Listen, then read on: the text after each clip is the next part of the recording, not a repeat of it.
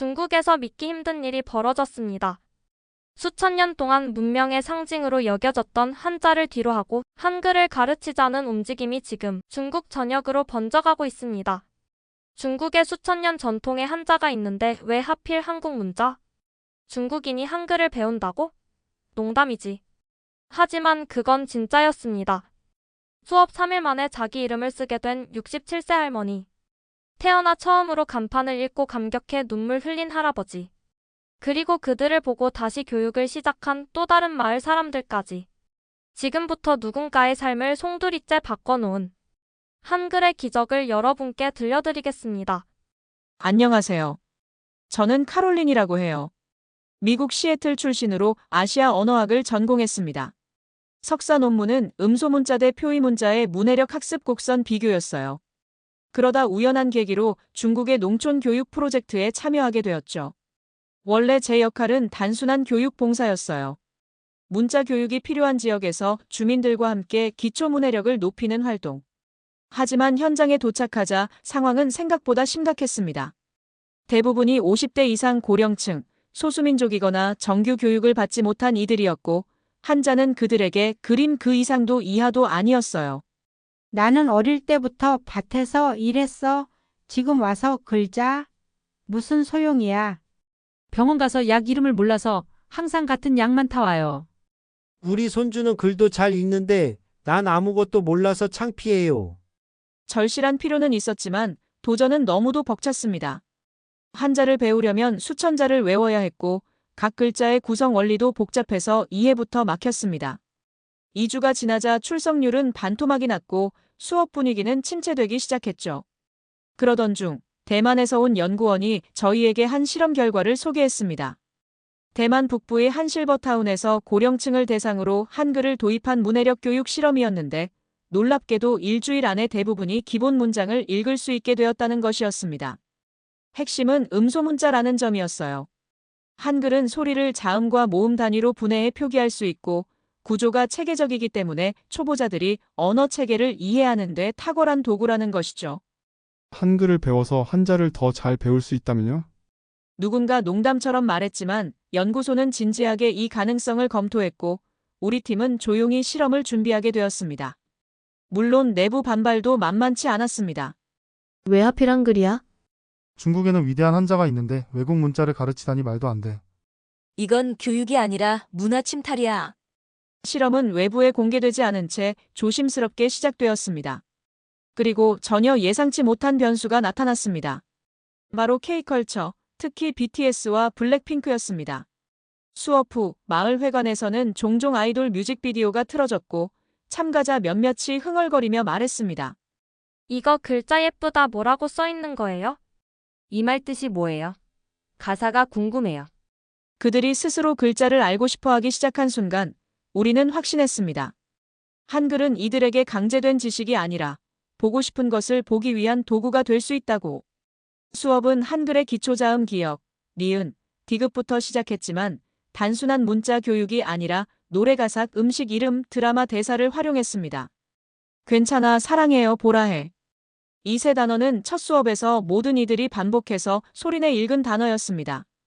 가장 인상 깊었던 건 67세의 아줌마리 춘 할머니가 어느 날 제게 다가와 이렇게 말했을 때예요. 선생님, 이제 텔레비전에 나오는 글자가 조금씩 들리는 것 같아요. 내 인생 처음이에요.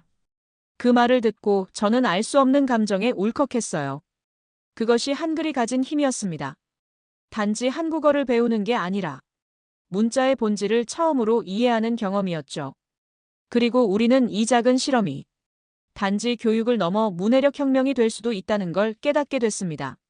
실험이 시작된 첫 주.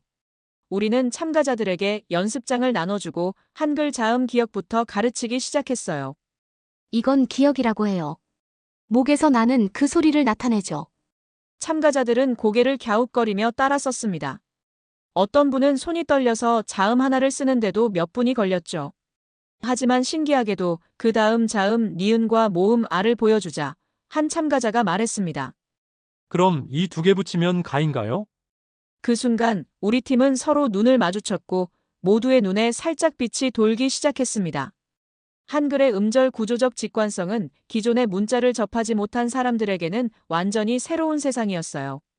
한자는 무조건 외워야 하는 그림에 불과했지만 한글은 조립 블록처럼 보였죠. 이 구조가 참가자들의 두려움을 호기심으로 바꾸기 시작한 겁니다. 그 다음 날 54세의 순지혜 씨는 저에게 와서 이렇게 말했어요. 어제 배운 글자 생각하면서 밤새 손가락으로 공중에 그렸어요. 자꾸 머릿속에 소리가 들리는 것 같아서요. 저는 그 말을 들으며 내심 감동했어요.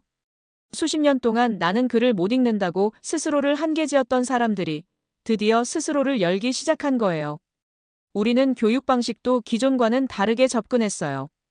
교재는 없었고 그 대신 매 수업마다 실생활과 연결된 단어를 중심으로 수업을 구성했죠. 예를 들어 마을 어귀에 있는 의원 간판을 보며 이 글자는 의. 몸이 아플 때 가는 곳이에요. 시장 간판 판점은 여기엔 밥 먹으러 가는 곳이에요. 밥과 점심의 합성어죠. 이렇게 실제 풍경 속 단어들을 통해 수업을 이어가자 참가자들의 몰입도가 눈에 띄게 달라졌어요. 글자는 단순한 기호가 아니라 자신이 살아가는 공간을 해석할 수 있는 열쇠라는 걸 체감하게 된 거죠. 그리고 놀랍게도 수업 5일차에 70대 할머니 한 분이 자원에서 칠판에 나와 사랑해요를 또박또박 써내려갔습니다. 사람들은 박수를 쳤고 어떤 분은 눈물을 흘렸어요. 그 장면은 아직도 제 기억 속에서 마치 한 편의 영화처럼 또렷하게 남아있어요. 그렇게 한글은 그들에게 단지 글자를 넘어서 자신의 삶을 다시 시작할 수 있다는 희망의 신호가 되어가고 있었습니다. 한글 수업이 시작된 지 2주가 지나자 실험 참가자들에게 변화가 일어나기 시작했습니다. 처음에는 대부분 수동적으로 수업에 참여했지만 어느 순간부터 참가자들은 하나둘씩 질문을 던지기 시작했어요. 선생님, 기억이랑 키읔은 어떻게 달라요? 이건 시옷이에요? 아니면 쌍시옷이에요? 그들의 눈은 이제 더 이상 두려움이 아닌 호기심으로 반짝이고 있었어요. 수업 방식도 변화를 맞이했죠. 단순히 자음과 모음을 가르치는 것에서 벗어나 수업 중반부터는 참가자들의 일상 속 언어를 한글로 적어보는 활동이 도입됐습니다. 여러분 오늘 아침에 뭐 드셨어요? 밥, 국, 김치 적어볼까요? 익숙한 말들이 글자가 되어 눈앞에 나타나는 순간 참가자들의 반응은 감탄과 흥분이 뒤섞인 감정이었습니다. 58세의 황지의 아주머니는 수업 후 벽에 붙은 마을 안내문을 바라보다가 저를 불렀어요. 이거 읍내복권 소 맞아요? 읍내보건소 처음으로 저걸 읽었어요. 그녀의 말에 저는 고개를 끄덕였고 아주머니는 입을 가리고 울먹이며 말했죠. 글씨를 읽으면 내가 세상에 한 발 더 가까이 가는 기분이에요. 이처럼 한글은 단순한 문자 이상의 존재였습니다. 참가자들은 한 글자, 한 단어를 배울 때마다 세상을 새롭게 보는 눈을 가지게 되었고 그들은 이전보다 더 당당하게 마을을 활보하고 타인과 대화하며 간판을 읽고 문서를 이해하려고 노력했어요. 한글 교육의 효과는 곧 한자 학습의 가속화로도 이어졌습니다. 사실 한자만 배울 땐 학습자가 구조를 이해하지 못하고 무작정 외우는 방식이었기 때문에 쉽게 포기했어요. 하지만 한글을 먼저 배우고 난 후에는 소리의 원리, 음절의 구조, 문자와 음성의 연결을 파악하게 되어 한자 역시 쉽게 받아들이게 되었죠. 실험 결과 한글 학습 후 한자 수업을 받은 참가자들은 기존 대비 약 30에서 40% 더 빠른 속도로 한자를 습득할 수 있었습니다. 실험 참가자였던 62세의 마오리 씨는 이렇게 말했어요. 한글을 배우고 나니 한자가 좀 덜 무섭게 느껴져요. 전에는 그냥 복잡한 그림 같았는데 이젠 그 안에도 소리가 있고 뜻이 있다는 걸 느껴요. 그의 말은 단순한 느낌이 아니라 학습법의 패러다임 전환을 보여주는 증거였죠. 이 작은 성공은 곧 입소문을 타고 퍼져나갔습니다. 인근 마을에서도 우리도 그 수업 들을 수 없나요? 라는 문의가 들어왔고 일부 초등학교에서는 한글을 활용한 문해력 도입 시범 수업이 검토되기 시작했어요. 지방방송국에서도 이 실험을 조명하며 한글 수업에 참여한 노인들의 감동적인 변화와 인터뷰를 보도하기 시작했습니다. 그러나 이 모든 흐름이 순탄하지만은 않았습니다. 중국 사회 내부, 특히 교육계와 문화보수층 사이에서는 격렬한 반발이 일기 시작했죠. 이건 한국 문자의 침투입니다. 한글이 중국 교육 시스템에 스며들면 아이들이 한자보다 한글을 먼저 익히려 할 것입니다. 우리 문화 정체성에 혼란을 초래할 수 있어요. 한 신문 칼럼에선 이런 말도 나왔습니다. 한글은 훌륭한 문자이지만 그것은 한국의 것이며 우리 중국은 세계에서 가장 오래된 문자를 가진 자부심 있는 나라다. 타국의 문자를 교육에 도입하는 것은 문화적 굴복이다. 이러한 반발에 대해 연구진과 참가자들은 명확하게 입장을 밝혔습니다. 우리는 한글을 통해 한자의 학습 장벽을 낮추고 문해력을 키우는 도구로 사용하고 있을 뿐입니다. 한글은 한자를 대체하는 것이 아니라 보조수단입니다. 무엇보다 가장 설득력 있었던 건 실험에 참여한 주민들의 목소리였어요. 그들은 말했습니다. 한글을 배웠다고 제가 한국 사람이 된 건 아니에요. 대신 저는 이제 제 이름을 쓰고 간판을 읽고 손주한테 편지를 쓰게 됐어요. 이게 우리한테 얼마나 큰 기적인지 아세요? 이들의 증언은 많은 사람들의 마음을 움직였고 결국 지방교육당국은 제한적인 범위 내에서의 시범 확대를 허용하게 되었죠. 단 수업은 반드시 한글에서 한자로 연결되는 구조로 운영되며 한국어를 가르치는 것은 금지되었습니다. 이러한 조건 속에서도 한글 문해력 실험은 중국 문해력 교육의 새 시대를 여는 가능성으로 자리 잡아가고 있었습니다. 그리고 이 모든 변화의 중심엔 결코 잊혀선 안 될 하나의 문자가 있었죠. 바로 한글이었습니다. 실험의 성과가 점점 외부로 알려지면서 중국 내 다른 교육기관들에서도 문의가 쏟아지기 시작했습니다. 특히 서부 신장 위구르 자치구, 티베트 자치구, 그리고 동북 삼성의 조선족 마을 등 언어와 문화적으로 복잡한 지역에서 이 실험은 하나의 대안으로 주목받기 시작했어요. 한자를 모르는 우리 부모님에게도 이 수업이 가능할까요? 아이들에게 한자를 가르치기 전 한글로 기초소리 원리를 익히게 하는 건 효과가 있을까요? 그중 특히 흥미로운 사례는 한 조선족 마을에서 있었던 일입니다. 이미 한글을 말은 못하지만 문자로는 읽고 쓸 줄 아는 노인들이 있었고 그 마을의 초등학교에선 한국 드라마와 K-POP의 영향으로 한글에 대한 호감도가 높았어요. 그들은 한글을 배운다는 건 조선족으로서의 자긍심을 다시 일깨우는 일이라며 적극적으로 커리큘럼 도입을 요청했습니다. 이와 함께 한류 콘텐츠의 인기 역시 실험의 확산에 결정적인 역할을 했어요. 학생들은 블랙핑크 뮤직비디오를 보며 이 가사를 읽고 싶어요라고 말했고 노인들은 한국 드라마 속 손편지 장면을 보며 나도 저런 글을 써보고 싶다고 말했죠. 한글은 더 이상 외국 문자가 아니라 소통의 문을 여는 열쇠가 되어가고 있었어요. 하지만 이 확산은 기존 교육제도를 중시하는 보수 진영에게는 커다란 위협으로 받아들여졌습니다. 전통 한자 교육이 무너질 것이다.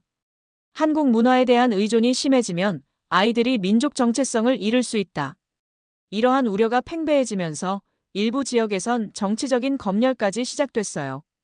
한글 수업 교재에 한국어 문장이 들어가 있는지 일일이 확인하고 수업 내용이 문화적 중립성을 지키는지 점검하라는 지침이 내려졌죠. 그럼에도 불구하고 실험은 교육 현장에서의 실질적인 효과 덕분에 계속 확산되고 있었습니다. 한 교사는 이렇게 말했어요. 10년 동안 한자 교육을 하며 이렇게 빠른 학습 성취감을 본 건 처음이에요. 글자를 배우고 삶이 바뀌는 과정을 직접 보니 이제는 어떤 문자가 중요하냐 보다 그 사람이 글자를 통해 무엇을 얻는가가 더 중요하다고 느껴집니다. 점차 이 실험은 중국 내에서도 이념 논쟁을 넘어 실용교육계 전통교육이라는 본질적인 논쟁으로 확산되기 시작했고 그 중심에선 여전히 조용히 자신의 이름을 쓰며 웃고 있는 실험 참가자들이 있었습니다.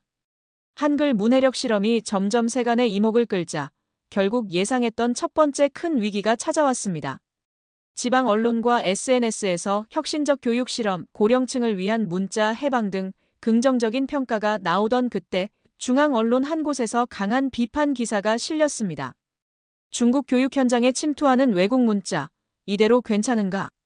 문해력 향상이란 명분 아래 벌어지는 문화 혼란의 실상. 이 기사는 곧바로 상위 포털에 랭크되었고 수천 개의 댓글이 달렸습니다. 그중 상당수는 외국 문자가 중국 교육에 들어오는 것에 대한 정체성 혼란과 주권 위협을 주장하는 내용이었죠. 다음엔 영어를 배우자고 할 판이네. 이러다 아이들도 한자보다 한글 먼저 배우겠어. 중국인은 중국 글자를 써야지 외국 문자에 의존해서야 되겠는가? 그 반발은 순식간에 행정기관으로 옮겨붙었습니다. 중앙교육부 산하평가기관에서 실험을 즉각 중단하라는 지시 공문을 내려보냈고 그에 따라 해당 수업은 잠정 중단되었어요. 우리가 머물던 마을엔 갑작스레 텅 빈 교실만 남았고 참가자들의 눈빛은 다시 옛날처럼 불안과 허탈함으로 가득 찼습니다. 선생님, 우리가 뭘 잘못했어요? 내가 내 이름을 읽을 수 있다는 게 그렇게 큰 잘못인가요? 자신감을 되찾고 있던 사람들의 입에서 다시 체념과 슬픔의 목소리가 흘러나왔습니다. 교수진 모두 깊은 무력감에 빠졌죠. 몇몇은 이 실험 자체를 포기하자는 의견을 내기도 했어요. 그때 두 번째 위기가 덮쳤습니다. SNS에 한 영상이 퍼지기 시작한 것이죠. 한 참가자가 식당에서 붉고 길하고 또박또박 읽으며 주문하는 모습이었는데 그 장면을 목격한 외지인이 비하 섞인 말과 웃음을 섞어 영상으로 올린 것이었습니다. 그 영상은 순식간에 수백만 조회수를 기록했고 한국말 흉내내는 노인, 중국 교육의 말로 등의 조롱이 이어졌습니다. 한글 교육 실험은 조롱과 비판의 대상이 되었고 심지어 일부 온라인 커뮤니티에서는 이참에 완전히 폐지해야 한다는 목소리까지 나오게 되었죠. 상황은 최악이었습니다. 우리는 회의실에 모여 아무 말도 하지 못하고 앉아 있었고 교수 한 명이 조용히 말했어요.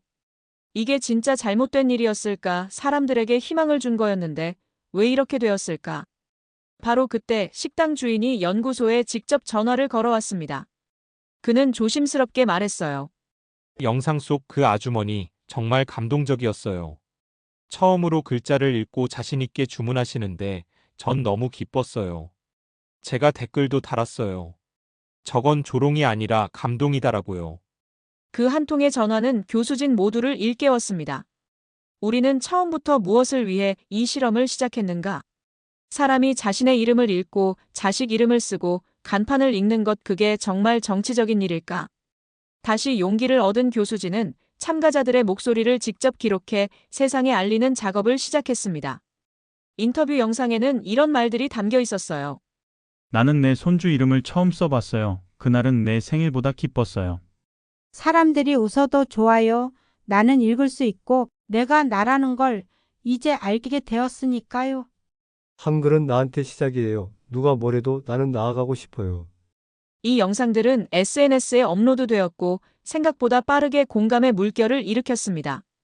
특히 젊은 세대들 사이에서 이건 문자의 문제가 아니라 사람의 존엄을 지키는 문제다는 인식이 퍼졌고 해시태그 한글문 해력실험 해시태그 이름을 읽는 자유는 수백만 조회수를 기록하게 되었습니다. 결정적인 전환점은 한글을 통한 한자 학습 향상 연구 논문이 한 교육 저널에 실리면서 시작됐습니다. 이 논문은 명확한 데이터를 통해 한글이 문자 구조를 이해하는 매개체로서 효과적이며 기존의 학습 장벽을 무너뜨린다고 설명했습니다. 심지어 보수적인 학계 내에서도 일부 긍정적 목소리가 나왔어요. 기초문해력 단계에선 실용성이 우선이다. 중국 문자는 전통이지만 학습의 시작은 반드시 열려 있어야 한다. 결국 교육부는 한글 문해력 실험의 시범 운영을 조건부로 재승인하게 되었습니다. 한국어 교육이 아닌 문자 구조 이해를 위한 기초도구로의 활용이라는 조건 아래 우리는 다시 칠판 앞에 설 수 있었습니다. 그리고 그날 수업이 재개된 첫날 교실에 모인 참가자들은 박수와 함께 환영합니다. 선생님이라고 말했고 한 노인은 말없이 자신의 이름을 또박또박 칠판에 써내려갔습니다. 순메이화. 그 이름이 완성되는 순간 교실 안에는 다시 한번 눈물이 고였습니다. 한글 수업이 다시 시작된 날 마을 회관은 이른 아침부터 북적이기 시작했습니다. 중단됐던 수업이 재개된다는 소식에 참가자들은 평소보다 1시간이나 일찍 모였고 서로에게 오늘 다시 배울 수 있대요. 라고 말하며 들뜬 얼굴을 감추지 못했죠. 칠판 앞에는 다시 흰 분필이 놓였고 그 위에 처음 쓰인 단어는 바로 환영합니다였습니다. 그 단어를 천천히 따라 읽는 사람들의 목소리엔 다시 시작할 수 있다는 감동과 다짐이 섞여 있었어요. 수업은 예전보다 더욱 진지하게 그리고 더 열정적으로 진행되었습니다. 한글의 자음과 모음을 익히고 짧은 문장을 써보는 수업에서 이제는 자신의 생각을 글로 써보는 수준까지 도달한 참가자들도 생겨났어요. 한 할아버지는 자신의 밭에 심은 작물의 이름과 상태를 한글로 써서 정리했고 어느 할머니는 자식에게 보내는 짧은 편지를 직접 작성해 우체국에 가져가기도 했습니다. 선생님, 저 오늘 처음으로 사람들 앞에서 글을 읽었어요. 심장이 쿵쾅거리긴 했지만 다 읽고 나니까 기분이 이상하게 좋았어요. 어릴 적 꿈이 뭐였는지 기억나더라고요. 선생님이 되는 거였어요. 70세에 처음 글을 배운 황춘아 씨의 고백은 교실 전체를 울렸습니다. 교육의 힘이란 단순히 지식을 전달하는 것이 아니라 사람에게 나는 할 수 있다는 믿음을 심어주는 것이라는 걸 우리는 이 마을에서 다시 한번 깨닫게 되었어요. 실험이 진행된 마을 외에도 변화는 이어졌습니다. 인근 도시의 교육청에서는 이 실험을 참고해 복합문해력 모델을 설계하기 시작했고 한글에서 병음에서 한자로 이어지는 새로운 기초교육법이 일부 지역에서 시범적으로 도입되기 시작했죠. 또한 이번 실험에 참여했던 60대 후반의 왕지양 씨는 자신이 직접 만든 한글 맞춤 학습 노트를 전국문해력 연구회에 제출하며 이건 제가 직접 배우고 정리한 방식입니다. 다른 사람들에게도 도움이 됐으면 해요. 라고 말했어요. 그 노트는 실험 연구소를 통해 디지털 교재로 전환되었고 곧이어 한글을 기초문해력 도구로 사용하는 정식 커리큘럼의 일부로 채택되기에 이릅니다. 한글이 중국에서 제2의 전성기를 맞는다는 사실은 결코 상상도 못한 일이었습니다. 물론 아직도 일부 보수적 시각은 존재합니다. 하지만 이제 사람들은 묻기 시작했어요. 그게 한글이든 병음이든 한자든 사람들이 세상을 이해하고 이름을 쓰고 편지를 읽고 쓰는 게 더 중요한 것 아니냐고. 그리고 그것이야말로 이 실험이 남긴 가장 큰 유산이었습니다. 문자는 국경을 넘을 수 있고 문자는 사람을 바꿀 수 있다는 믿음. 그 이후 실험 참가자 중 5명은 문해력 교육 봉사단의 자원에 자신이 배운 것을 다른 마을 주민들에게 가르치기 시작했습니다. 그중 67세의 천러 씨는 이렇게 말했어요. 내가 다시 글자를 배울 수 있었던 것처럼 누군가도 늦지 않았다는 걸 느끼게 해주고 싶어요. 이 모든 이야기는 국제 언론을 통해 전 세계에 알려졌습니다. BBC, NHK, CNN, 알자지라 등에서는 문자혁명, 노년의 기적, 한글이 일으킨 교육의 기회라는 제목으로 이 실험을 보도했고 수많은 사람들에게 희망의 아이콘으로 퍼졌어요. 글자를 안다는 건 단지 정보를 읽는 게 아니라 세상을 보는 새로운 창을 갖는 거예요. 누군가 그 창을 늦게 갖는다면 우리 모두가 그 창을 열어줄 수 있어야 해요. 저는 그 메시지를 마지막 수업에서 참가자들과 함께 읽었습니다. 그들은 고개를 끄덕였고 마지막으로 제가 건넨 질문에 조용히 답했습니다. 여러분에게 한글은 어떤 존재인가요? 한 노인이 말했습니다. 한글은 나를 세상에 다시 소개하게 해준 친구예요. 그리고 다른 한 분이 말했죠. 한글은 내가 나를 다시 사랑할 수 있게 해준 거예요. 그 말에 교실은 조용해졌고 한참 뒤에 박수가 터졌습니다. 그리고 저는 마지막 인사를 남기며 교실을 나섰습니다. 여러분은 이제 글자를 배운 것이 아니라 새로운 인생을 시작하신 겁니다. 실험이 종료된 후에도 마을 사람들의 일상은 예전과 완전히 달라져 있었습니다. 가장 눈에 띄게 달라진 건 읽는 사람으로서의 눈빛과 태도였어요. 이전엔 그냥 지나쳤던 전단지, 약봉투, 은행 서류, 휴대전화 알림 하나까지. 그들은 이제 읽을 수 있다는 자각 속에서 더 이상 눈먼 사람이 아니었습니다. 황춘아 씨는 어느 날 시장에서 저를 불러 세웠습니다. 선생님, 이거 봐요. 그녀는 휴대폰을 꺼내더니 최근에 배운 한글로 저장해둔 장보기 목록을 보여주었어요. 배추, 고추장, 간장, 쌀, 계란. 짧은 단어들이었지만 그 글자는 그녀의 삶이 한 단계 성장했다는 증거이자 자부심이었죠. 또 다른 참가자 리웨이 씨는 한글을 배운 뒤 스마트폰에 한글 자판 앱을 설치해 한류 팬 커뮤니티에서 활동을 시작했습니다.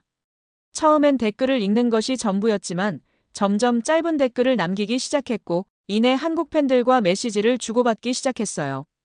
처음엔 그저 노래가 좋아서 듣기만 했어요. 근데 이제는 가사를 읽고 의미를 스스로 이해할 수 있어요.